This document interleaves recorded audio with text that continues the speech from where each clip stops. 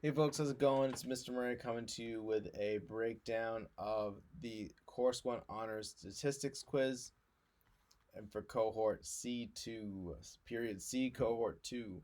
Alright folks, in this video I'm going to be breaking down the statistics quiz. I'm going to be telling you places where we did well, places where we need to improve, and just make sure everyone understands the answers and the process so we're all in a good place to proceed.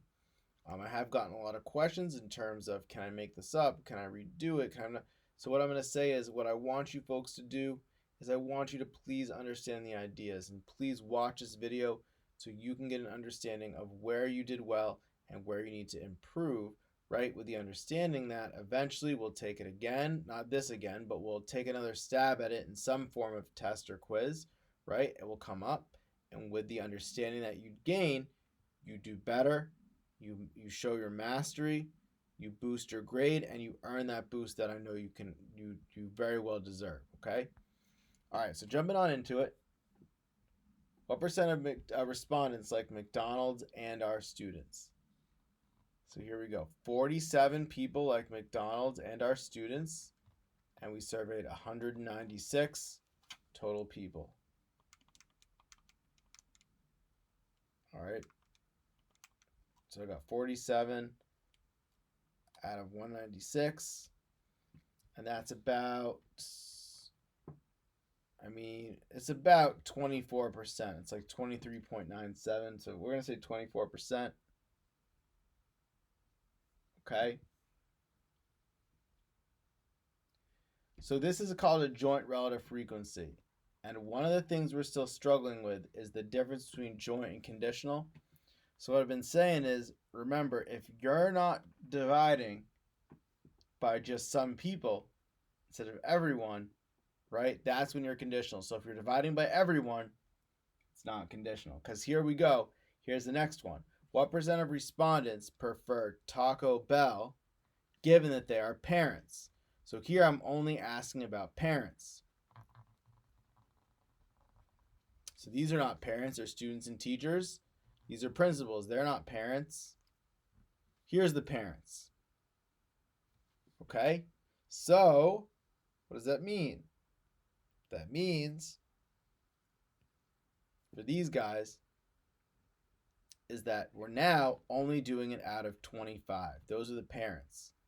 And out of them, 3 preferred Taco Bell, and 3 out of 25 is 12 out of 100, or 12%.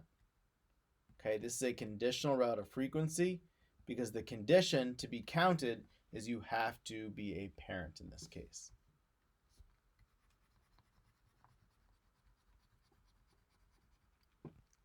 All right, you now need to write a relative frequency question whose answer involves the fraction 13 over 25. So our 25 friend is back. 25 is the total number, the percentage of people who are parents.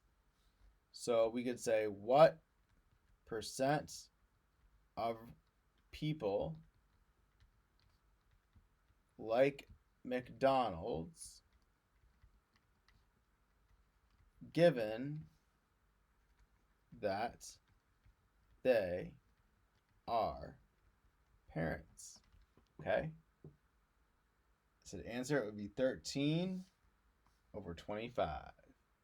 So please make sure you understand what we did here. Rewind if needed. And then when you're ready, I'm going to go ahead and move on to the next question. All right, so here, very interesting how the data is spread out. One thing I noted to some people you could do is take a look at the statistics. Those are interesting. So what do we notice? The data is actually not skewed at all. Though there is data off to the right and the left, it is evenly distributed, right? Off by 2 from the middle. So it's nice and evenly distributed. It is symmetric, making 2 the appropriate statement for the mean. Now, if you said 1 and 2, remember those statements contradict each other, because if your data is skewed, you shouldn't be using the mean, you should be using the median. Okay, and similarly, 2 and 3 are contradictory, because if you're using the mean for the center, that means you're symmetric, so you should be using the standard deviation for the spread. So I'm not going to write that in because I explained it, but it is something you want to understand. All right, now in terms of this one, we got to do the shape, outliers, center, and spread. So for the shape, we know that it is symmetric. For the outliers, there are no outliers. And for the center and spread, the big thing that I want to remind you about is that remember you have to state the important information. So first you have to justify in terms of the shape. Since the data are symmetric, there's the justification. Now you have to say the measurement you're going to be using. The mean of 7 represents the center. Okay? Or you can say the mean of 7 represents the center because the data are symmetric. Again, as long as you mention the y, the what, and the value. Okay? Here, since the data are symmetric, the standard deviation of 2.56 represents the spread. Okay, sorry for my handwriting there. But it says since the data are symmetric, the standard deviation of 2.56 represents the spread. Okay, folks. So again, please make sure you understand this. Rewind if needed. And I'm going to move on to number 3. Okay, really number 6. So here I've got some data, and the idea is we want to really look at the correlation coefficient. That's where the important stuff is right there. So what the correlation coefficient is telling me is that this is a pretty low number, okay? And so I want to interpret this in context. And so what I need to say is there is and now I need to talk about the strength. Is this thing strong or weak? Well, the number is pretty far from 1. So I think it's pretty safe to say there's a weak. Now, some people said weak strong. That doesn't make sense, right? It's got to be, you can't be weak and be strong at the same time. What I'm looking for is positive or negative. In this case, positive, because we can see that the slope of that line is positive, and we can see that generally in a loose way, but more or less somewhat, as we go from left to right, as x goes up, right, y is going up. You can see generally y goes up as x goes up. So there is a weak positive correlation. And then some people stopped here, and if you did, you missed the context and you lost points between diagnostic score and final grade score, okay? So please make sure you tie all those things in. Moving on to 7, my department wishes to know whether I should use this as a model. So the idea here is that the answer is no, and here's why. So the idea is the correlation coefficient models the correlation, but it also models, specifically in this case, the linear correlation. Okay, and when I talk about linear correlation, what I'm talking about is how well does a linear function do at representing the data. And in this case, the 0.47 suggests it does not do well. So what I'm going to tell my department head is that no, based on the correlation, this model is not an accurate model. And if you think about it, we'll take a look. 1, the points are all over the place. But 2, notice how with the blue points and red points, etc., right, it doesn't seem to be much of a connection. People who did really poorly on the diagnostic score ended up with an A, and people who did really well ended up with an A. People who basically got only 25%, these guys with 4s, also ended up with an A minus at least, so that's not bad at all. Okay, people with almost 0, one person at least almost ended up with looks like a 2.7. That's a C plus, in what I would consider to be a pretty hard course. So I would say no. I'm going to say this is not a reliable model. The correlation suggests that a linear function doesn't fit it. I would suggest not using this model because you're not likely to get reliable conclusions based on the correlation. All right, lastly, this was the social justice data points. So what I did is I took some household incomes and computer ownership, as in percentage of households that have a desktop or laptop computer in the house. And I took a number of cities throughout Massachusetts, and I built this graph and regression line as such.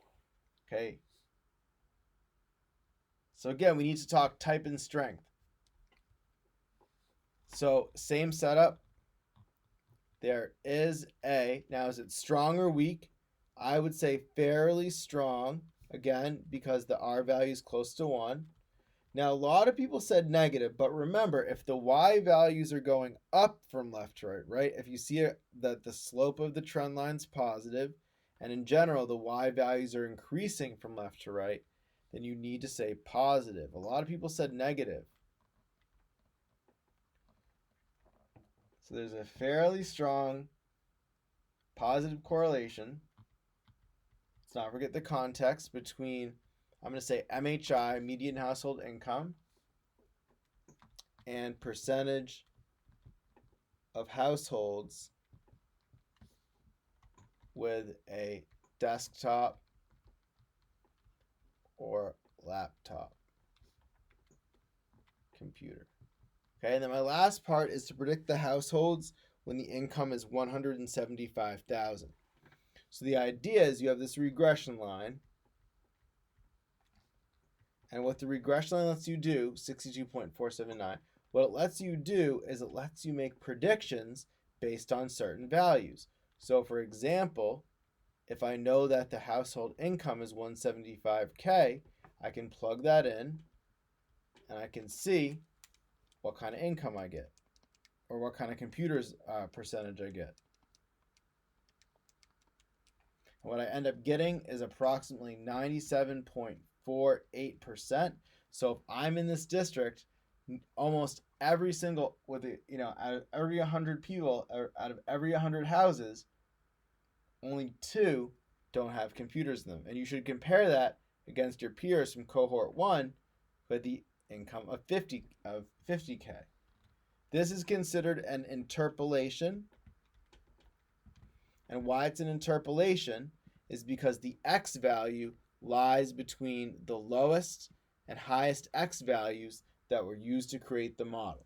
And if that happens, that's what it means to be an interpolation. Otherwise, if it was to lie, if the X value was to be outside of this, 225, 25, right? That would be an extrapolation.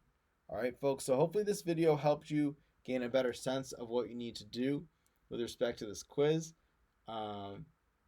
Thanks for sticking with me. Keep working on it, folks. I know it's tough. Make sure you're thinking about office hours. Make sure you're thinking about email or Mind or anything you need to do to kind of maintain that contact so I can support you, especially through these difficult times and these difficult concepts. But folks, keep it up. Stay strong, stay positive, and remember, you can do it. All right, until next time, everyone, have a wonderful day.